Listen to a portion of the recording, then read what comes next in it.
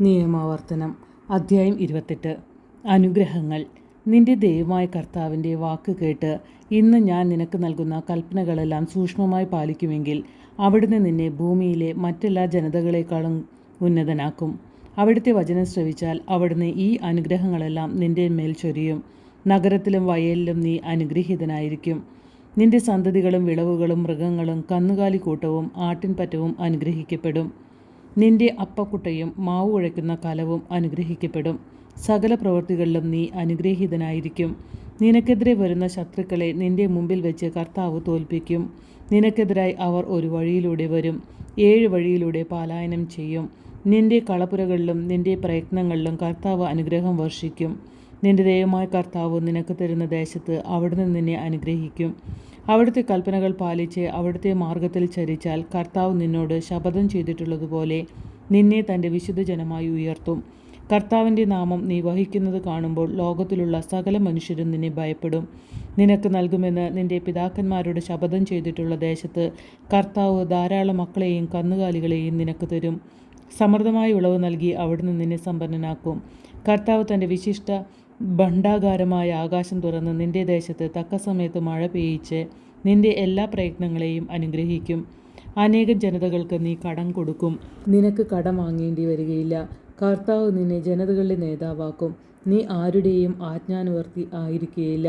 ഇന്ന് ഞാൻ നിനക്ക് നൽകുന്ന നിന്റെ ദൈവമായ കർത്താവിൻ്റെ കൽപ്പനകൾ ശ്രവിച്ച് അവ ശ്രദ്ധാപൂർവം പാലിക്കുമെങ്കിൽ നിനക്ക് അഭിവൃദ്ധി ഉണ്ടാകും, നിനക്കൊരിക്കലും അധോഗതി ഉണ്ടാവുകയില്ല. ഞാനിന്ന് കൽപ്പിക്കുന്ന ഈ കാര്യങ്ങളിൽ നിന്ന് ഇടം വലം വ്യതിചലിക്കരുത്. അന്യദേവന്മാരെ അനുഗമിക്കുകയോ സേവിക്കുകയോ അരുത്. അനുസരണക്കേടിന് ശിക്ഷ.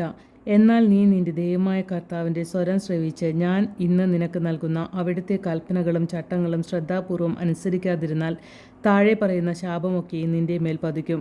നഗരത്തിലും വയലിലും നീ ശപിക്കപ്പെട്ടവരായിരിക്കും.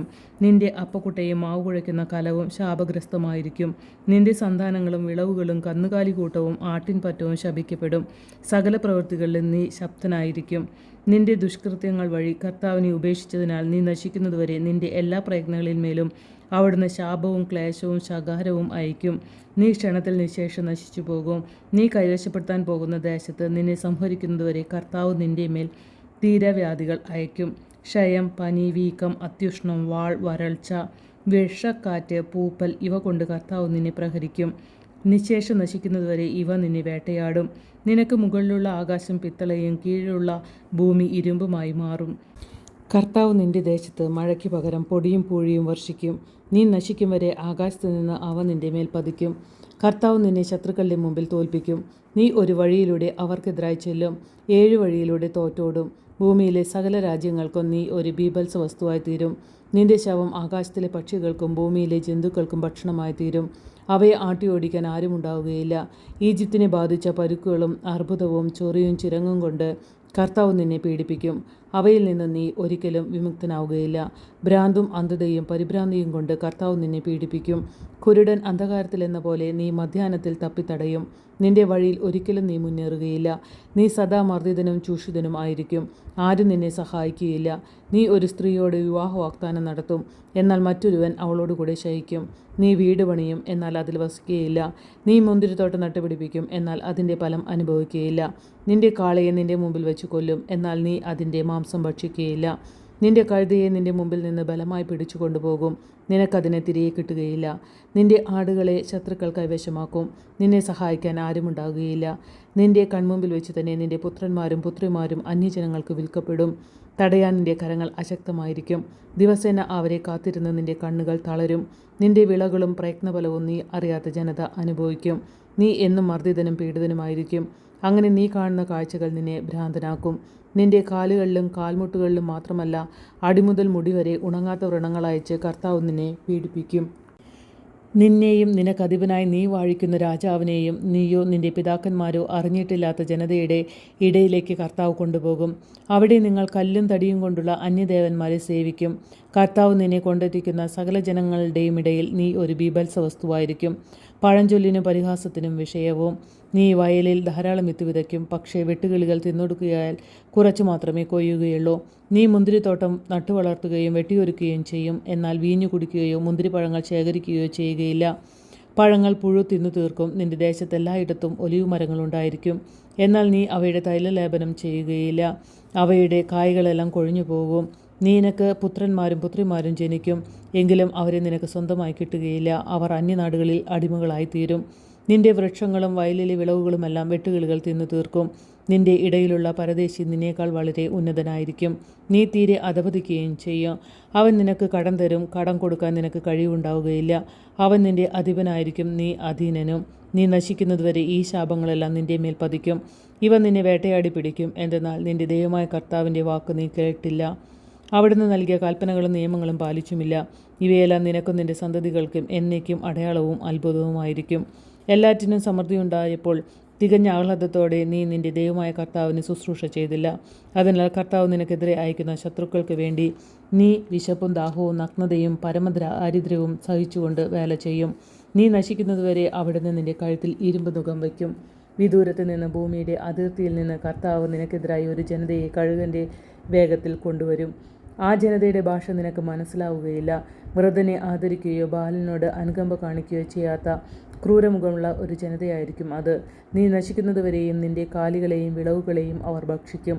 നിന്നെ നിശേഷം നശിപ്പിക്കുന്നതുവരെ അവർ ധാന്യമോ വീഞ്ഞോ എണ്ണയോ കാളക്കുട്ടികളെയോ ആട്ടിൻകുഞ്ഞുങ്ങളെയോ നിനക്ക് വേണ്ടി അവശേഷിപ്പിക്കുകയില്ല. നിന്റെ ദേശത്തെങ്ങും നീ ആശ്രയിച്ചിരുന്ന ഉന്നതങ്ങളും ബലിഷ്ഠങ്ങളുമായ കോട്ടകൾ തകർന്നു വീഴുന്നതുവരെ നിന്റെ പട്ടണങ്ങളിലെല്ലാം അവർ നിന്നെ ഉപരോധിക്കും. നിന്റെ കർത്താവ് നിനക്ക് തന്ന സകല പട്ടണങ്ങളിലും അവർ നിന്നെ ആക്രമിക്കും. ഉപരോധം വഴി ശത്രുക്കൾ നിന്നെ ഞെരുക്കുകയും നീ കഠിനമായ ക്ലേശം അനുഭവിക്കുകയും ചെയ്യുമ്പോൾ നിന്റെ സ്വന്തം ശരീരത്തിൻ്റെ ഫലം, നിന്റെ പുത്രിപുത്രന്മാരുടെ മാംസം നീ ഭക്ഷിക്കും. നിങ്ങളുടെ ഇടയിലെ ഏറ്റവും മൃദുലഹൃദയനും സുഖലാളിതനുമായ മനുഷ്യൻ പോലും തൻ്റെ സഹോദരനെയും പ്രാണപ്രേയസിയെയും അവശേഷിച്ചിരിക്കുന്ന സ്വന്തം മക്കളെയും വെറുക്കും. അവൻ ഭക്ഷിക്കുന്ന സ്വന്തം മക്കളുടെ മാംസത്തിൽ നിന്ന് അല്പം പോലും അവർക്ക് കൊടുക്കുകയില്ല.